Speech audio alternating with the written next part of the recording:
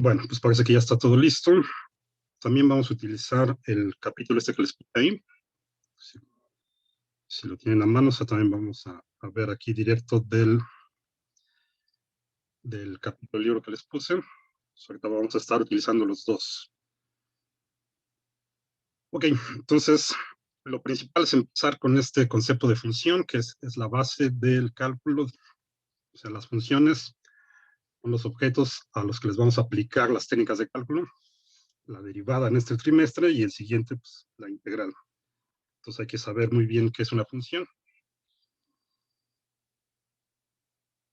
Y lo que vamos a estar utilizando todo este trimestre y el siguiente, y de hecho creo que en toda su carrera, pues van a ser solamente funciones reales. En este caso de una variable real, más adelante pues van a haber funciones de varias variables, pero el punto es que son funciones reales, o sea que toman valores en los números reales. Y los valores que le metemos a la función pues también son números reales, entonces llamamos funciones reales para este caso de una sola variable que también es real. Entonces, antes de que empecemos con el concepto de función, pues vamos a repasar así rápido qué son los números reales.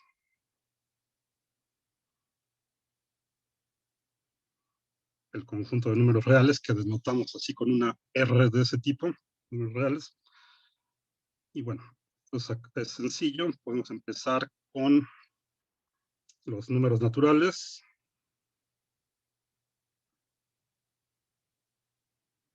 Estos pues los denotamos con una N de naturales. En notación de conjunto, los conjuntos por lo general los escribimos con corchetes, o sea, así de este tipo, para indicar que tenemos ahí un conjunto, que son simplemente, en este caso los números naturales, pues son los números que utilizamos para contar, los que aprendemos desde pequeños, ¿no? O sea, el 1, 2, 3, 4, y así. No tienen cota superior, o sea, hay una infinidad de números naturales, ¿no? Entonces, lo expresamos así, dejando con puntos suspensivos de este lado, y tenemos el conjunto de los números naturales. Después vendrían los números enteros, que son simplemente, bueno, y estos los denotamos con una Z.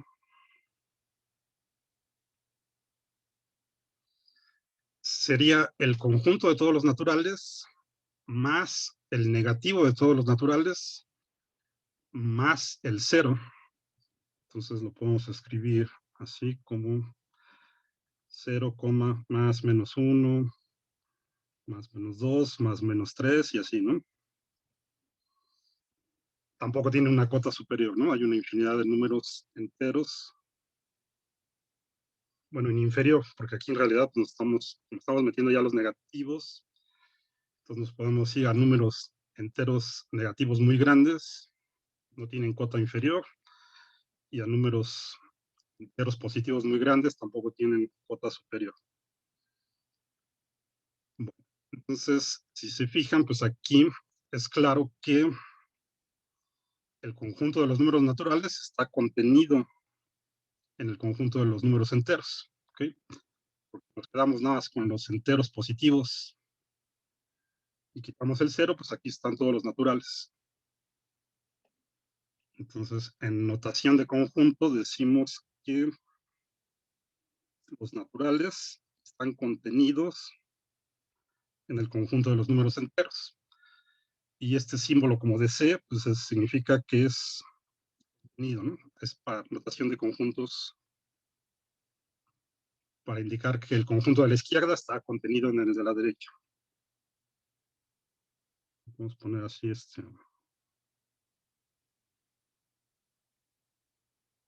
contenido en.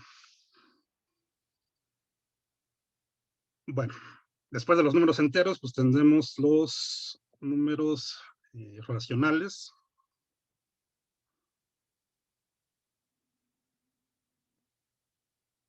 Que son los que conocemos como fracciones comúnmente.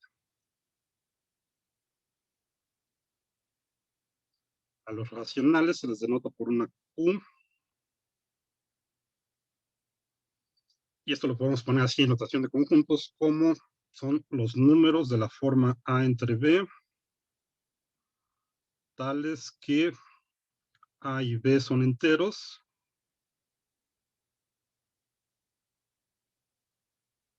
y B es distinto de 0. Entonces, esto que está aquí en símbolos es simplemente notación abreviada para no escribir todo. Entonces, se los pongo así rápidamente. Esta rayita que le puse aquí significa nada más como para decir tal que. Esto nos dice son todos los números de este tipo, A entre B, tal que, y luego ponemos la condición, ¿no? La condición que se cumple. Entonces, es lo que significa esta rayita. Más bien sería tales que, porque son dos. Voy a ponerlo bien.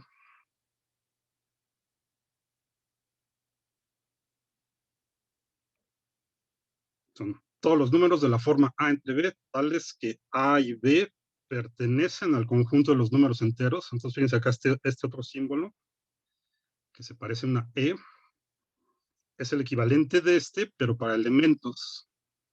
¿Ok? Este de aquí es para conjuntos, cuando estamos comparando conjuntos. Este de aquí es cuando estamos indicando elementos. O sea, aquí decimos que estos dos elementos A y B pertenecen al conjunto de los números enteros. Dice todo esto el símbolo, ¿no? Entonces le podemos poner también aquí, esto significa pertenecen a el conjunto de los números enteros. ¿Ok? Y la otra condición que le tenemos que poner es que B es distinto de 0 porque no podemos dividir entre 0. Esa operación no está definida en los números reales, entonces siempre hay que tener cuidado con eso de no dividir entre 0. Bueno,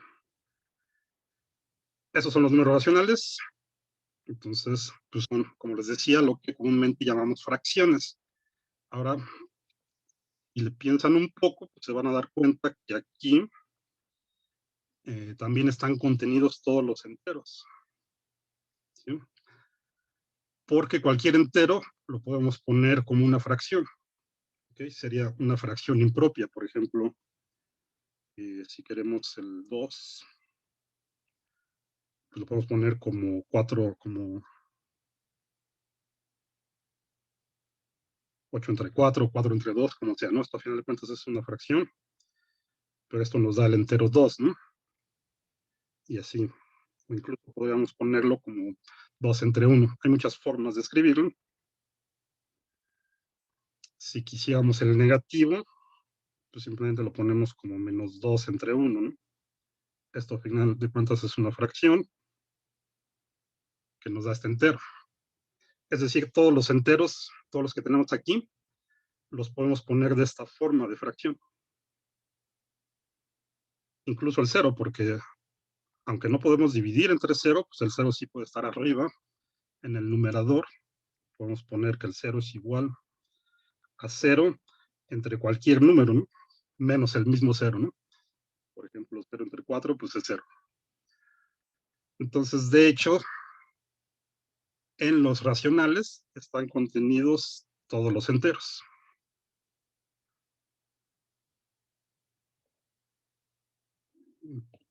Lo podemos escribir así. El conjunto de los números enteros está contenido en el conjunto de los números racionales. Ya sabíamos que los naturales están contenidos en los enteros. Entonces tenemos esta cadenita. Los naturales están contenidos en los enteros y los enteros están contenidos en los racionales. Entonces los racionales sería hasta ahorita el conjunto más grande que podemos tener. ¿Okay? Hay muchos números que necesitamos y que no entran aquí, que no son de esta forma. Hay una infinidad de números, pero unos cuantos que son los más populares. Y esos son los números que no se pueden escribir como una fracción, que no son racionales, y entonces les llamamos números irracionales. Ese sería el otro conjunto. Lo voy a poner por acá.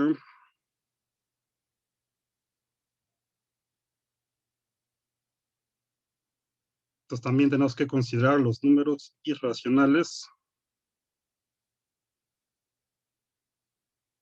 Entonces los ponemos I. Y bueno, podemos ponerlo simplemente como el conjunto de todos los números que no se pueden escribir como una fracción. ¿Okay? En vez de utilizar la notación esta de conjuntos, no lo voy a escribir. Simplemente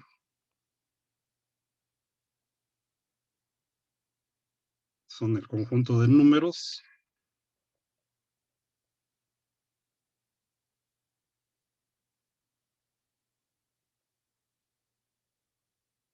que no se pueden expresar como una fracción.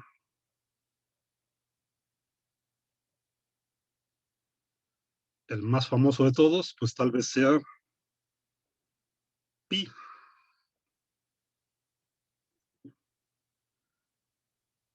Que pues tiene una infinidad de decimales y no hay ningún patrón aquí en los decimales. O sea, estos no son decimales periódicos ni finitos, obviamente. Entonces podemos utilizar esto para caracterizar a los números irracionales.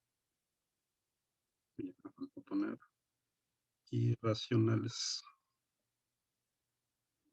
Es decir, los números irracionales tienen una infinidad de decimales que no son periódicos. Otra forma de caracterizarlos. Estos de acá, los racionales, pues también siempre los podemos escribir como decimales, pero en este caso los decimales son finitos o si son infinitos, pues son periódicos, es decir, que se repiten el mismo patrón de decimales después de ciertos números. Por ejemplo, un medio, pues lo podemos poner como 0.5, tiene su expresión decimal es finita. O por ejemplo, un tercio, pues aquí tiene una expresión decimal infinita, pero es periódica, ¿no? Siempre nos da 0.3333. O sea, lo podemos poner como 0.3 y se le pone una rayita arriba del número indicando que ese se repite infinitamente.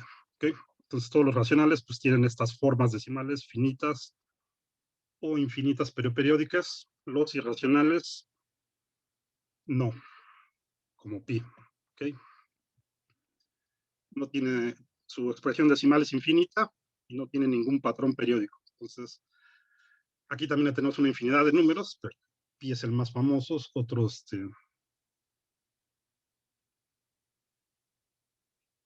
otros que tal vez hayan visto, bueno, seguramente han visto en algún momento, es por ejemplo la raíz de 2, también es un irracional.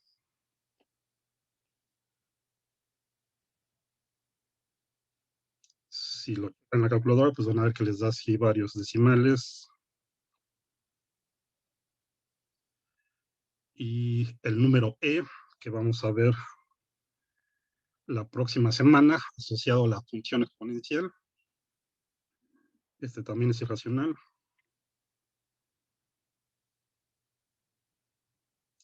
Y así. Obviamente estos números son importantes, los necesitamos para hacer ciencia, entre otras cosas. Entonces hay que considerarlos también. Ya teníamos acá, aquí en los racionales, pues ya teníamos naturales y enteros. Estos, pues obviamente ya no están contenidos acá, ¿no? Porque son excluyentes, ¿no? Estos dos conjuntos son excluyentes. Aquí en los irracionales son todos los números que no son de esta forma. Ya no están contenidos, entonces lo que hacemos es simplemente juntarlos.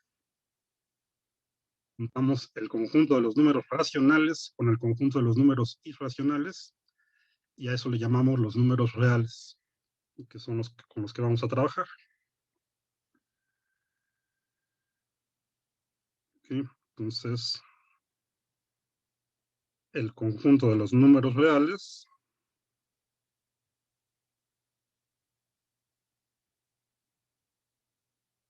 que los expresamos así, pues es simplemente la unión de los racionales con los irracionales. Y esta U, pues es la expresión de conjuntos para indicar unión. O sea, simplemente juntamos los dos conjuntos en uno solo. Y esos son los números reales con los que han trabajado pues desde la secundaria, ¿no? Que comúnmente los expresamos en la recta real. Escogemos aquí un origen y en la recta real pues podemos poner puntos de referencia. Por ejemplo, podemos escoger los enteros para poner aquí nuestros puntos de referencia.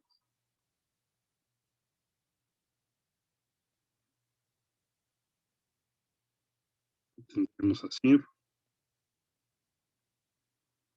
Pero en realidad aquí estamos poniendo una representación gráfica de todos los números reales, desde menos infinito hasta infinito. Y entonces, por ejemplo, el número E, pues andaría por acá, ¿no? Andaría por acá en 2.7 y algo, estaría por aquí. Y así, ¿no?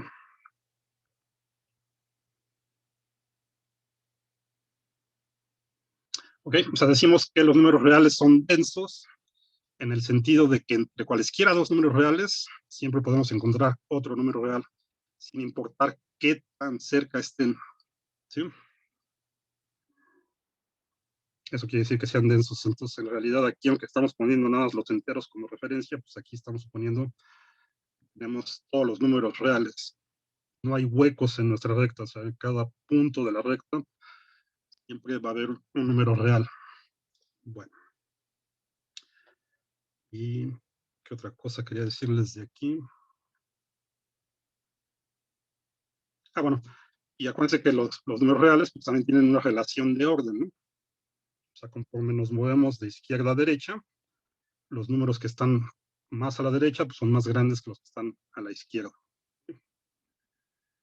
Entonces, pues para los enteros pues, es fácil verlos. Digo, para los reales positivos es fácil verlos. A veces con los negativos tienen problemas. Mientras más estén a la izquierda, pues son más pequeños. Entonces, por ejemplo, -3 es menor que -1. ¿Sí? Y así. Entonces, los números reales son densos. Entre cualesquiera dos números reales siempre hay otro. Y tienen una relación de orden. Uy. Bueno, por el momento creo que estas son las propiedades que necesitamos. Hay varias propiedades que tienen los números reales. Revísenlas allí en el capítulo que les puse. Ok, ahora sí vámonos al concepto de función. Entonces, lo que les decía, es que vamos a trabajar con funciones reales de una variable real. ¿Okay? Hay otros números, aparte de los reales, podemos tener también los números complejos que involucran a números imaginarios. Esos, pues, casi no los van a utilizar en su carrera. Y estos cursos de cálculo, pues, están enfocados únicamente a trabajar con números reales. Entonces, nuestras funciones van a tomar valores en los números reales y nos va a dar un valor que también es un número real. Bueno, entonces ahora sí vamos a poner la definición de función.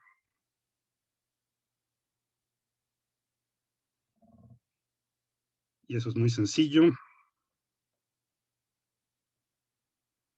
Una función pues es simplemente una relación entre dos conjuntos. Voy a ponerlo así. Una función f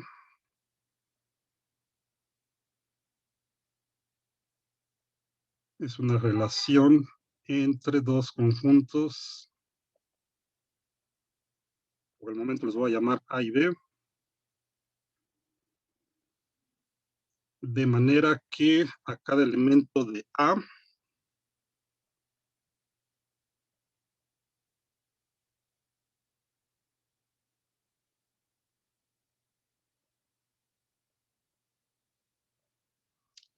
corresponde uno y solo un elemento de B. Y esto es importante.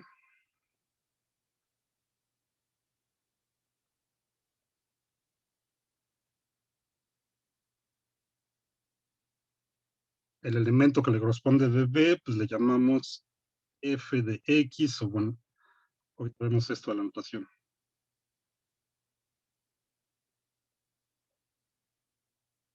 Bueno, la parte importante aquí es esta, que a los elementos de A les aplicamos la función y solamente le corresponde un elemento en B.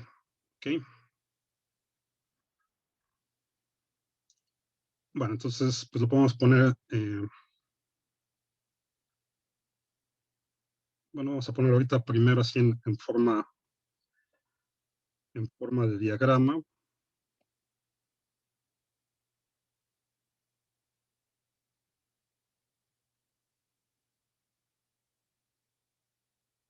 Por ejemplo, voy a poner acá el conjunto A, vamos a ponerle A1, A2, A3, A4.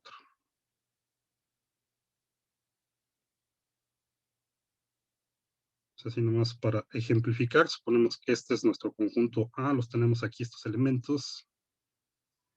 A esto le estoy llamando el conjunto A. A esos elementos del conjunto A les aplicamos la función, o sea, es una relación entre este conjunto A. Les aplicamos la función y nos los manda a un conjunto B.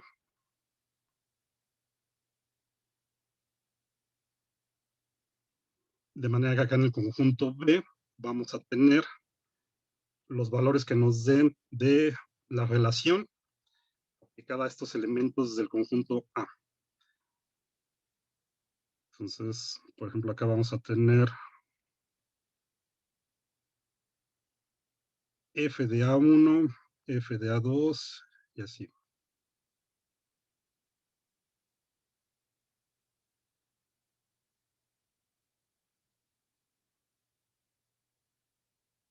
Y básicamente esto entonces es una función. O sea, al elemento A1 del conjunto A le aplicamos f y nos da otro valor que llamamos f de A1. Ahorita está aquí expresado así de manera general, ¿no? Lo vamos a ver obviamente con ejemplos específicos, dependiendo de cómo definamos la relación esta que le llamamos f, la función. O sea, ¿cuál es la relación aquí, no? Bueno, y así para cada uno. ¿Ok? Puede pasar que dos de estos se vayan a uno solo de acá. ¿Ok? Por ejemplo, o sea, podría pasar que, voy a poner por acá abajo, si tenemos aquí dos elementos A1 y A2, les aplicamos la función y ambos se van al mismo valor en el conjunto B.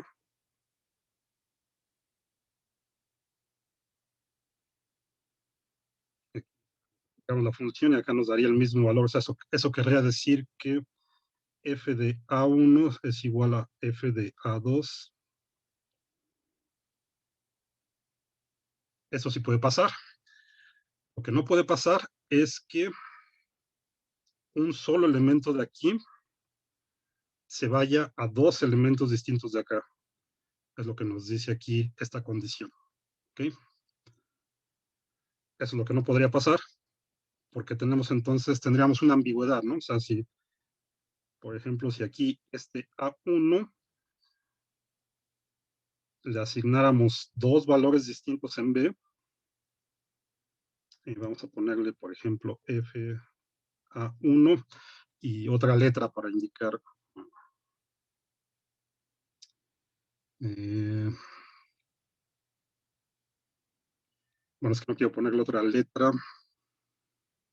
Voy a poner un subíndice F1 de A1, F2 de A2. Simplemente para indicar que un elemento de acá, si se fuera dos valores distintos acá en B, entonces tendríamos una ambigüedad. No nos serviría esto como función, porque ¿cómo decidimos a qué valor lo mandamos? Sería completamente arbitrario. ¿Okay? Sería cuestión de nuestro gusto, de nuestra preferencia, y eso no podemos tener en matemáticas. Tenemos que tener conceptos bien definidos.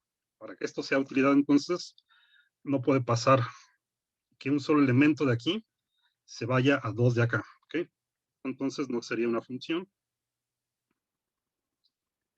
Le ponemos acá un tache. Para que la función esté bien definida,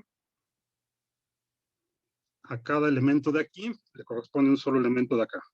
Lo que sí puede pasar, como les digo, es que dos de aquí pues, se vayan al mismo valor, porque al final de cuentas este es un solo elemento, ¿no? Bueno, entonces tengan presente eso. Profesor, yo no entiendo eso de que dos valores, o sea, dos valores de B sí pueden estar para un solo valor de A. Para un solo valor de A. Ok. Creo que es No mejor si entiendo esa parte.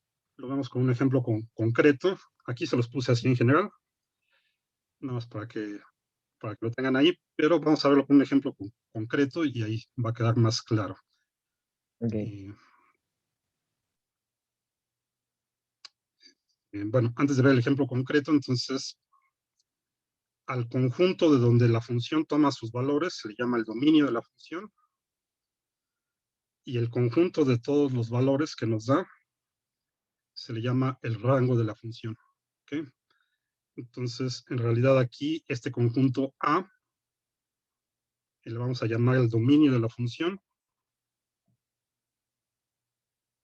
Ya nos vamos a olvidar de eso de A y B. Lo vamos a denotar con una D, con un subíndice F de la función. Y este conjunto B le vamos a llamar el rango de la función, entonces le ponemos una R con un subíndice. ¿Sí? Entonces, en realidad lo que estamos diciendo es que esto es el dominio de la función, ese conjunto, y esto de acá, bueno, todo el conjunto es el rango de la función.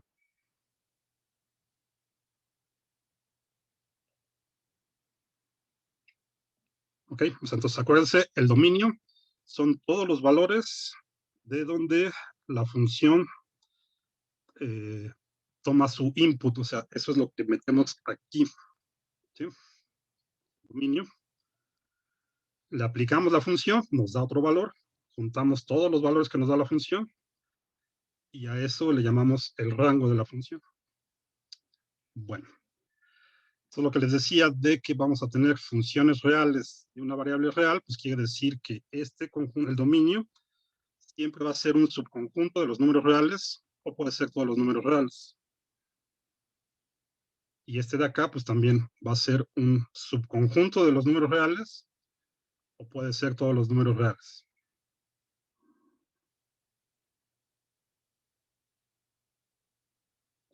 Entonces, eso lo escribimos así. Simplemente decimos que el dominio de nuestra función va a estar contenido o va a ser igual a todos los números reales. ¿Okay? Esta es la misma notación de conjuntos de antes, solo que ahora, aparte de la C, le ponemos esta rayita para indicar que puede ser un subconjunto o puede ser el mismo conjunto. ¿Okay? Esta es notación de conjuntos para indicar que está contenido o es igual, ¿no?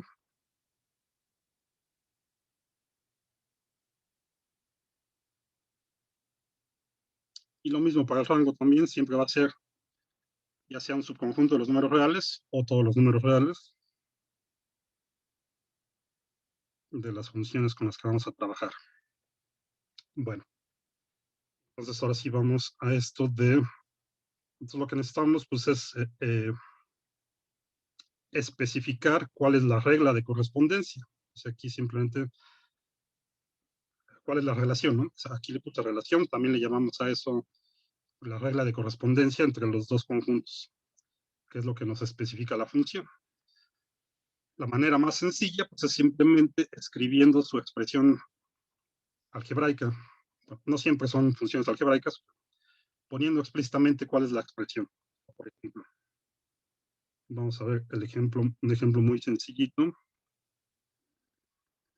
Yo defino mi función como f de x igual a x al cuadrado. Entonces aquí ya estoy especificando cuál es la relación entre los dos conjuntos, el dominio y el rango. La relación es esta. Voy a tomar elementos de aquí y a esos elementos los voy a elevar al cuadrado, que es lo que me dice mi regla de correspondencia, y eso me va a dar el valor de la función que va aquí en el rango. ¿Okay? Hay varias cosas importantes que a veces se pasan por alto, pero que es bueno que siempre los tengan presentes.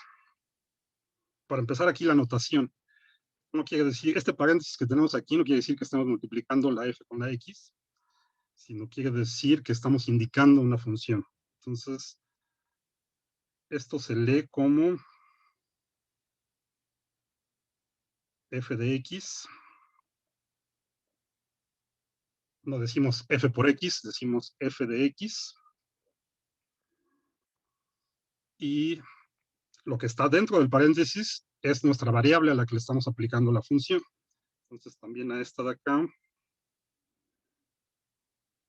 le llamamos la variable independiente. Independiente. Una vez que ya le aplicamos la función, entonces nos da otro número y eso va a ser la variable dependiente, que es a lo que llamamos ya a la función evaluada. Entonces también lo podemos poner acá, variable independiente, y para que sea más sencillo, también conviene entonces a la f de x le podemos llamar y. ¿Okay? O sea, si nuestra variable independiente le llamamos x, le aplicamos la función, nos da otro número, y ese nuevo número pues, le llamamos y. Y esta va a ser nuestra variable dependiente.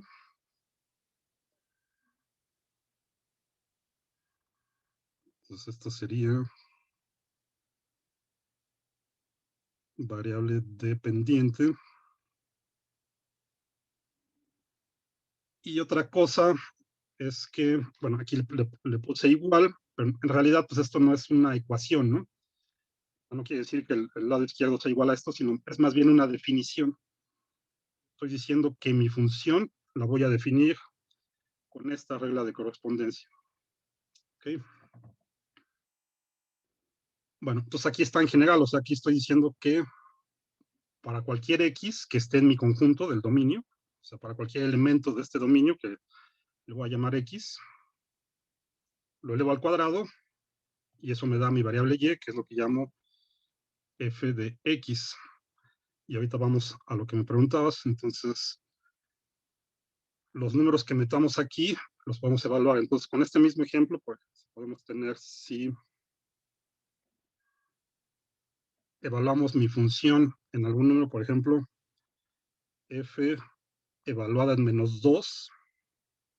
¿Sí? Fíjense que lo podemos seguir llamando de esta forma. En vez de decir f de x, pues ahora sería f de -2. O también se acostumbra a decir f evaluada en -2. Es decir, lo que metamos acá en el paréntesis es a lo que le vamos a aplicar la regla de correspondencia. Entonces aquí mi regla de correspondencia me dice que simplemente lo eleve al cuadrado. Entonces, de -2 me quedaría -2 al cuadrado, todo el número con el signo incluido, y esto pues me da 4, ¿no? Y ahora, ¿qué pasa si evaluamos f en 2? pues esto es 2 al cuadrado, también me da 4. Y este es un ejemplo de lo que me preguntaban. Aquí tenemos un caso donde dos números distintos en el dominio me dan el mismo número en el rango. ¿Okay? Ya entendí, profesor. Sí, sí. Gracias. Entonces, eso sí puede pasar. Lo que no puede pasar es al revés, ¿no? Que un solo número aquí en el dominio me dé dos distintos en el Sí, rango, no. porque entonces tendríamos ahí una ambigüedad, ¿no? ¿Okay? Ok. Sí, gracias. Bueno, entonces, y con esto entonces pues ya podemos representar nuestra función de distintas formas, ¿no? Como les decía, pues esta es la más común. Si tenemos la regla de correspondencia, pues simplemente le aplicamos la función. Y entonces podemos ver esto como una maquinita, ¿no? De hecho, como está aquí en el libro este. O sea, la función pues es toma entradas en el conjunto del dominio, que le llamamos X, y que son números reales. Nuestra función les hace algo a esos números, y nos da una salida, que es lo que llamamos f de x, y el conjunto de todos esos pues, es el rango de la función. ¿Okay? Pues es otra forma de verlo, que también es muy útil. Y ahora estamos acá, entonces tenemos esta forma, ¿no? Aquí ya expresamos con la regla de correspondencia, pero entonces también podemos hacer una tabla. Por ejemplo, ya tenemos esto de aquí, pues podemos pensar en evaluar la función en varios números y hacer una tablita, ¿no? Por ejemplo, podemos poner nada más unos cuantos, -3, -2, tan facilitos, -1, 0, 1, 2, 3. Acá está nuestra X, o sea, la X puede tomar estos valores, le aplicamos la función, que es simplemente llevarlo al cuadrado, y eso nos daría la f de x, que le podemos llamar y, nuestra variable dependiente. Entonces acá pondríamos el valor de la función, que en este caso simplemente le va al cuadrado. Entonces acá pues, nos queda 9, 4, 1, 0, 1, 4, 9. ¿Sí? Y ya, bueno, aquí pues nada, estamos tabulando unos cuantos números de todos los que son posibles. Ahorita vamos a eso. Y tenemos acá nuestra tablita. ¿Ok? Y bueno, entonces, pues todos estos, a final de cuentas, pues son pares XY. Todos estos los podemos ver como pares XY.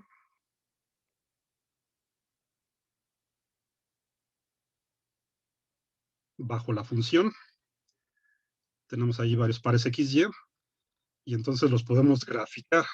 ¿Ok? Esa es otra forma de representar las funciones por medio de su gráfica. Ya quedamos que el conjunto de los números reales, pues los podemos representar como una recta. Entonces, eso lo asociamos al eje X, le aplicamos nuestra función, nos da los valores correspondientes de Y, eso pues los graficamos en el eje Y, y de esta forma podemos construir una representación gráfica de nuestra función. Pues para este caso de la función x al cuadrado, seguramente ya la conocen, cómo se ve gráficamente. Vamos a ponerla aquí. Primero ponemos nuestros ejes.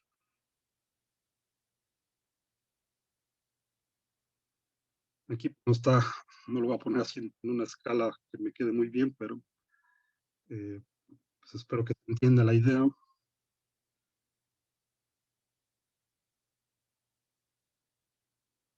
Ponemos el eje X, que es donde está nuestra variable independiente, y el eje Y, donde vamos a poner la variable dependiente, es decir, el valor de la función.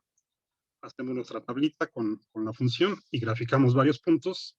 Si lo hacemos para esta función de x al cuadrado, el resultado es una parábola que abre hacia arriba centrada en el origen, ¿no? Entonces les va a quedar algo así.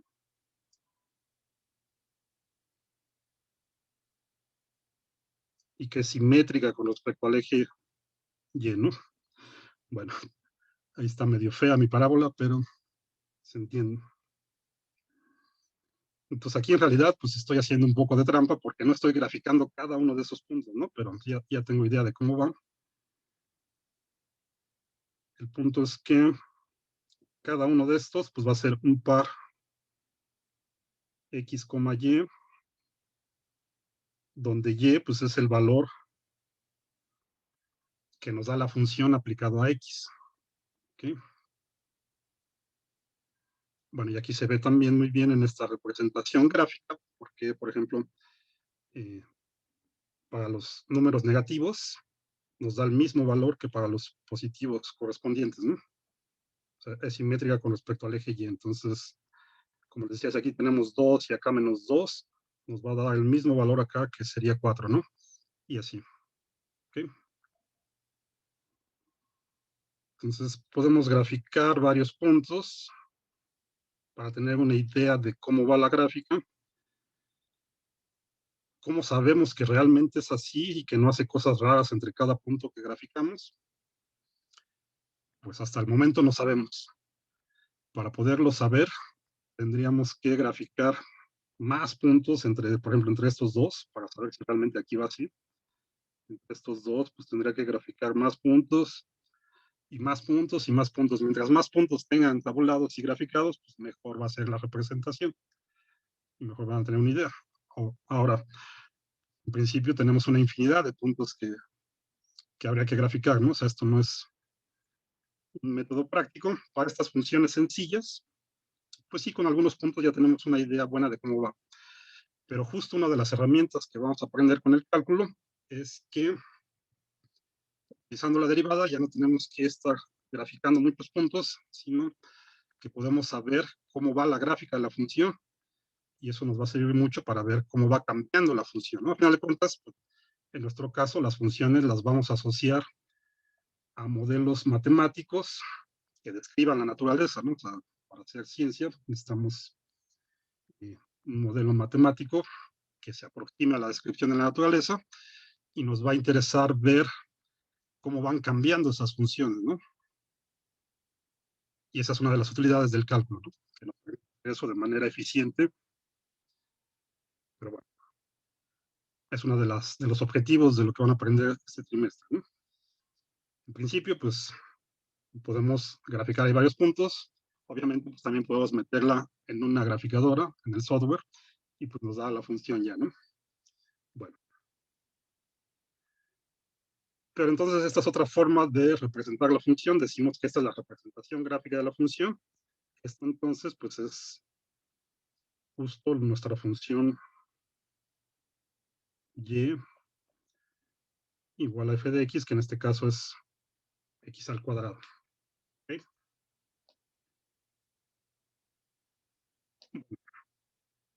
Ahora vamos a regresarnos un poco a esto del dominio y el rango. El dominio entonces va a ser todos los valores que puede tomar nuestra función de manera que nuestra regla de correspondencia esté bien definida, no tenga problemas aquí. Ahora, ¿cuáles son los problemas que nos podemos encontrar?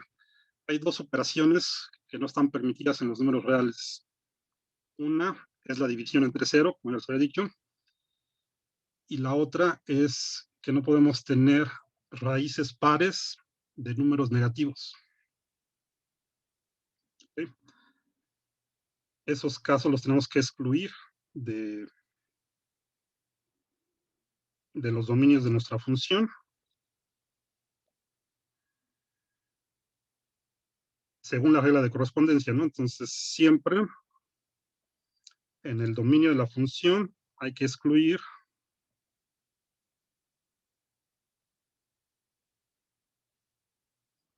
la división entre cero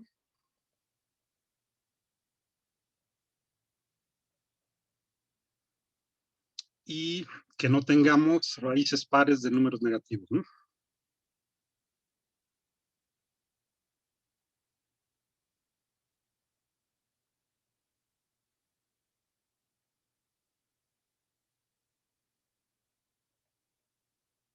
son los casos con los que hay que tener cuidado para que nuestra función esté bien definida, para que tengamos bien definido su dominio. Y raíces pares números negativos, por ejemplo, que tengan la raíz cuadrada de -1, ¿no? Esto pues no existe en los números reales, ¿sí? No hay ningún número que multiplicado por sí mismo nos dé -1, por las reglas de los signos, menos por menos siempre nos da más. Entonces no hay ningún número real que multiplicado por sí mismo nos dé un número negativo, entonces no existen raíces pares de números negativos. Aquí es la raíz cuadrada, pero igual para raíz cuarta, raíz sexta y así todas las pares. ¿Okay? Esto pues serían números imaginarios. Sí existen estos números, pero no son números reales. Y como estamos trabajando nada más con números reales, pues esto los tenemos que quitar del dominio de nuestras funciones. Bueno, regresando aquí a este ejemplo de la x al cuadrado, la parábola. Aquí es fácil ver que cualquier número real siempre lo podemos elevar al cuadrado. Aquí no hay ningún problema. ¿Okay? Todo número real lo podemos elevar al cuadrado. Y pues no tenemos ninguna raíz, entonces este no tiene ningún punto en su dominio que tengamos que excluir. Es decir, cualquier número de la recta real lo podemos elevar al cuadrado. El dominio de esta función es entonces todos los números reales. ¿Okay? Ponemos que el dominio de la función son todos los números reales. Lo podemos poner también en notación de intervalos. Por ejemplo, esto sería intervalo abierto de menos infinito a infinito. Revisen la notación de intervalos, porque la vamos a estar utilizando. Esa que ahí. Entonces, la función x al cuadrado, su dominio pues, son todos los números reales, no tiene problema. Eso lo vemos, por ejemplo, aquí en la gráfica, pues, que podemos tomar cualquier número de aquí. ¿Cuál sería el rango de la función? El rango de la función, acuérdense, son todo el conjunto de todos los valores que nos da la función una vez que le aplicamos la regla de correspondencia. Bueno, eso a veces es un poco difícil verlo nada más con la pura expresión, pero si tienen la gráfica eso es muy sencillo, porque el rango es toda la parte del eje Y que abarque la gráfica de la función. ¿Okay? Fíjense aquí en este caso, la parábola, en el eje Y nada más, abarca todo el eje Y positivo. Por acá abajo, pues no tenemos la gráfica de la función. ¿Sí? Entonces, el rango de esta función son todos los reales positivos nada más, ¿no? O sea, no serían todos los reales, sino nada más la parte positiva, hay que quitar todos los números negativos. Entonces, esto lo podemos poner de varias formas. Podemos ponerle R y un subíndice más, un superíndice más, perdón, para indicar que son nada más los reales positivos. O si lo ponemos como conjunto con notación de intervalo, esto sería desde el 0, con este corchete cuadrado, porque sí lo estamos incluyendo. 0 al cuadrado, pues sigue siendo 0. Hasta infinito. Acá abierto. ¿Sí? Los infinitos siempre van con intervalos abiertos. El infinito no es un número, es simplemente una forma de especificar que acá no tenemos ninguna cota inferior, ni acá no tenemos ninguna cota superior, acá no tenemos ninguna cota superior. Entonces este va de 0 a infinito. ¿Sí?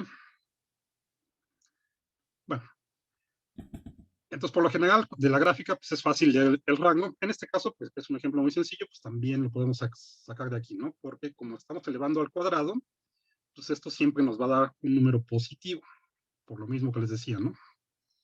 Si tienen un número negativo, pues les queda menos por menos, pues siempre va a ser más.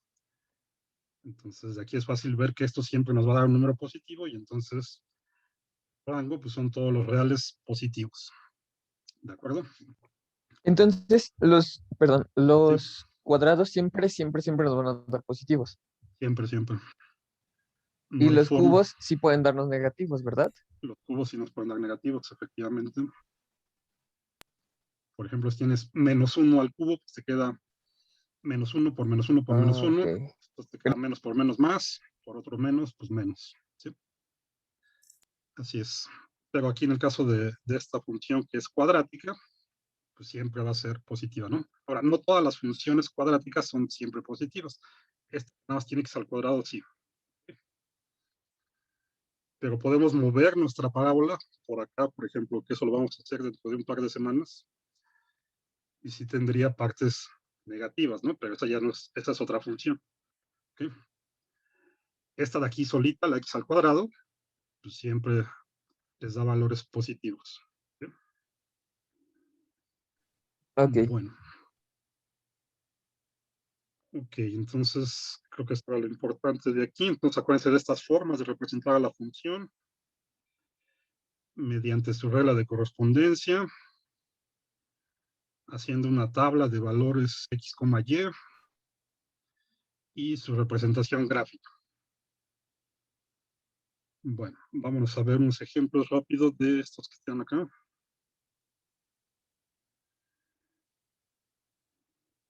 Sobre el dominio y el rango.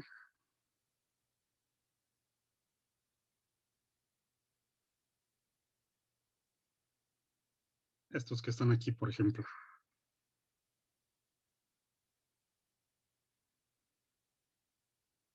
Bueno, el primero es justo el que acabamos de ver, de la x al cuadrado. Si nuestra función es x al cuadrado, pues ya quedamos que el dominio son todos los números reales y el rango pues son todos los reales positivos. Por ejemplo, esta de aquí, si ahora nuestra función es 1 entre x. Y por cierto, para anotar las funciones, no siempre es necesario utilizar la pura f, podemos utilizar las letras que siguen también del alfabeto, por ejemplo, F, G, H, I, J, para denotar distintas funciones.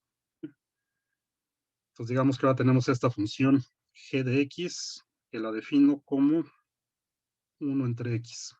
¿Sí? De aquí entonces, el único número que no puede aparecer acá abajo, quedamos que es el 0. ¿Sí? Porque no está definida la definición entre 0. ¿Okay?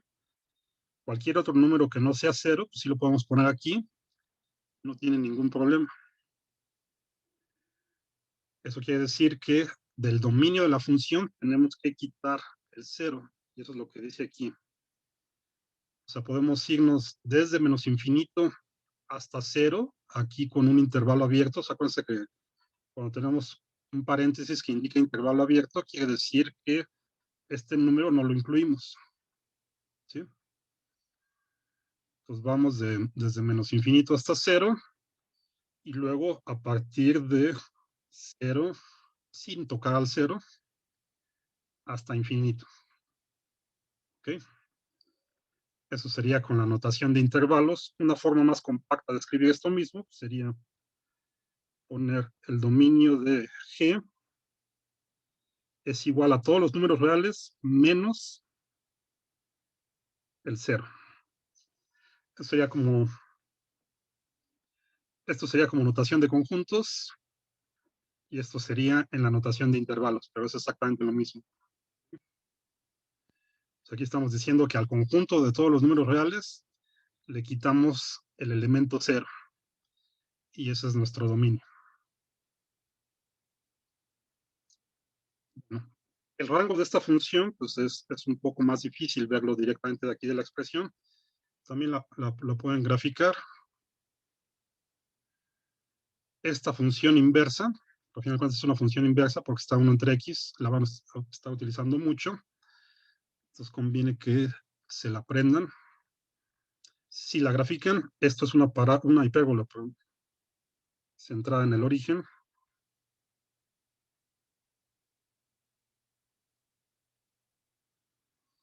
Que no toca al 0, o sea, la gráfica de esta va así. De este lado y de este lado va así.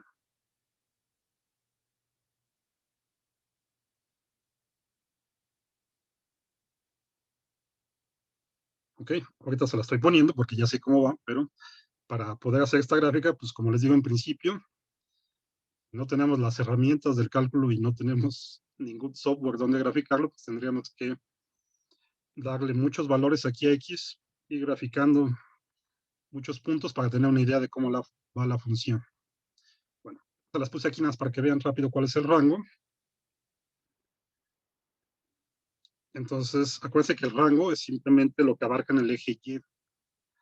Entonces, esta viene desde acá, desde menos infinito, en el eje y por acá pues se va también hasta infinito. Pero no toca el cero porque la gráfica nunca cruza aquí el eje de las X. De hecho, vamos a ver más adelante que esta es una asíntota de la función. O sea, aquí, por acá se va pegando, se va pegando. Por este lado se va pegando mucho al eje X negativo. Mientras más negativo sea, más grande, más se pega al eje X, pero nunca lo cruza, nunca lo toca, de hecho, porque el cero no entra aquí. ¿Sí? No hay forma de que esto pueda valer cero. Y lo mismo por acá, ¿no? Entonces, por este lado, aquí la función se va pegando mucho al eje X. Para números muy grandes, positivos, se va pegando, pero nunca lo toca, nunca lo cruza. Entonces, el rango pues, sería todo el eje Y quitando al cero, porque la gráfica nunca lo cruza. Y eso es lo que nos dice aquí. ¿Sí? Entonces, se fija en este caso, el rango es igual al dominio de la función. ¿Okay? Todos los números reales tenemos que quitar al cero. Ponemos rango de esta función, pues es igual también todos los números reales menos el cero.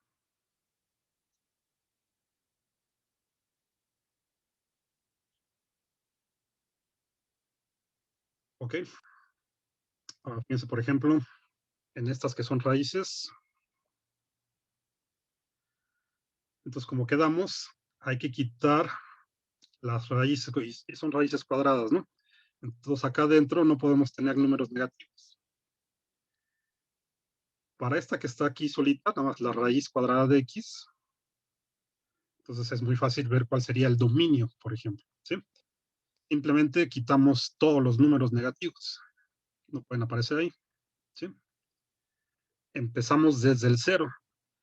El cero sí lo incluimos porque la raíz de cero, pues es cero. Esa sí está definida, ¿no? A partir del cero, pues nos vamos para todos los reales positivos. Entonces, para la función raíz cuadrada de X, su dominio sería todos los reales positivos, incluyendo al cero. Y bueno, si checan la gráfica, pues van a ver que el rango también en este caso es el mismo, ¿no? Este se los puse en el video. Esta es muy fácil obtenerla a partir de la parábola. Y con un truquito, a partir de la parábola podemos sacar cómo se ve la gráfica de la función raíz de X. Chequenlo en el video. Ahorita no voy a tener más en este. Y después lo retomamos en la siguiente clase. Ahora, para estos de acá, pues también es la misma idea. O sea, aquí tendríamos que quitar eh, los valores de X que hagan que nos quede acá un número negativo dentro de la raíz. ¿Okay? ¿Cómo podemos hacer eso? Pues simplemente resolviendo una desigualdad. En este caso es sencilla.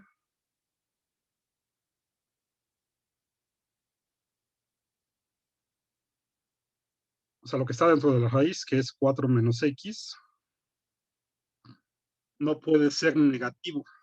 ¿Sí? Porque si esto nos da un número negativo, nos quedaría aquí un número negativo dentro de la raíz cuadrada, y entonces no está bien definida nuestra función. Entonces, todo lo que está acá dentro de la raíz tiene que ser positivo o también puede ser cero. Eso lo ponemos como una desigualdad. Entonces, todo esto tiene que ser mayor o igual a cero. Y en este caso, pues es muy sencillo despejar la X de aquí. Simplemente le suman X de los dos lados. De esta forma pasamos la X del lado derecho, sumando. nos va a quedar 4 mayor o igual que x. Esa es la condición que tiene que cumplir la x. ¿Sí? Ahora, pues aquí está escrita así, pero estarán de acuerdo que es exactamente igual si la escribo al revés. O sea, esto de aquí lo puedo escribir también como x menor o igual que 4, ¿no? Más para que sea más fácil ver la condición, ¿no? Exactamente lo mismo, ¿no? Solamente lo estoy expresando así de esta forma. Es lo mismo que nos dice aquí, 4 mayor o igual que x, pues es lo mismo que x menor o igual que 4. Entonces, con esto ya aseguramos que no nos van a quedar acá dentro números negativos. Ahora, ¿qué quiere decir esto como intervalo? Pues quiere decir que a partir del 4 nos podemos ir todo hacia la izquierda, ¿sí? Porque esta es la condición que sea menor, e incluimos al 4, porque esa es la condición de que sea igual. Bueno, la notación de intervalo, eso es lo que nos está diciendo aquí, ¿no? Entonces, el dominio de esta función es desde menos infinito hasta el 4. En la recta real, pues nos vamos todo desde la izquierda hasta el 4, ahí nos paramos. Ese sería el dominio de la función. Bueno. Haciendo la gráfica, pues podemos ver que el rango en este caso sería este. Ese lo vemos después. Lo mismo para esta.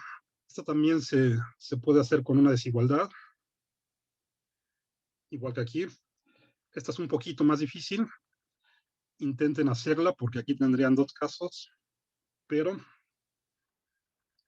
aquí es mucho más fácil ver esto si se dan cuenta que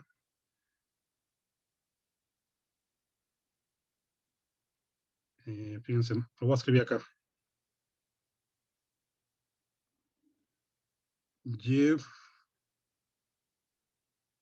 es igual a la raíz de 1 menos x al cuadrado, ¿no? Acuérdense que la y forma de representar la f de x, ¿no? Entonces podríamos elevar al cuadrado ambos lados. Y aquí me quedaría del lado izquierdo al cuadrado. Y del lado derecho, como tengo una raíz cuadrada elevada al cuadrado, me cancela la raíz. Me queda nada más así 1 menos x al cuadrado.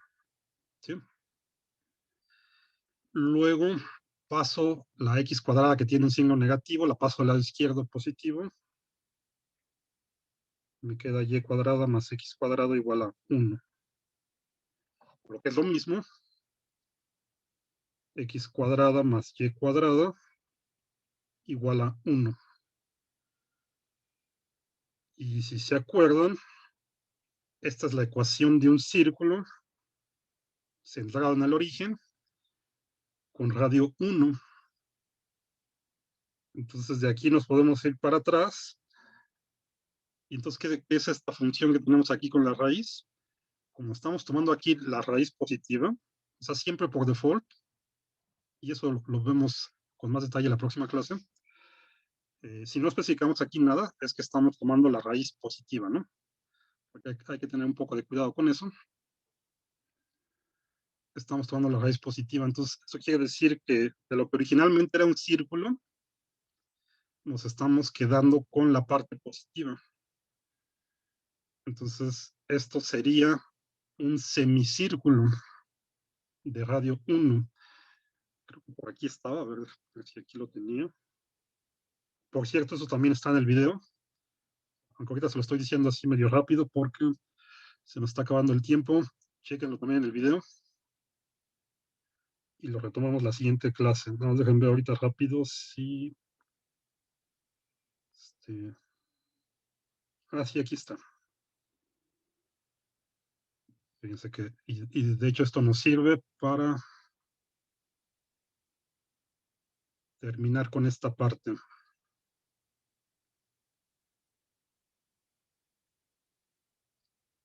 Bueno, fíjense. Quedamos que todas las funciones tienen una representación gráfica, pero no todas las gráficas que tengan en el plano XY van a corresponder a una función. Un ejemplo clásico de esto es el círculo. que está aquí, ¿no? Esto lo que les decía es un círculo centrado en el origen de radio 1. La ecuación de este círculo, pues es justo esta, ¿no? X cuadrada más Y cuadrada igual a 1. Esta, pues es una gráfica, pero esto no es una función. ¿Por qué? Porque a este punto aquí, en el dominio, le estaría correspondiendo 2 puntos acá en el rango.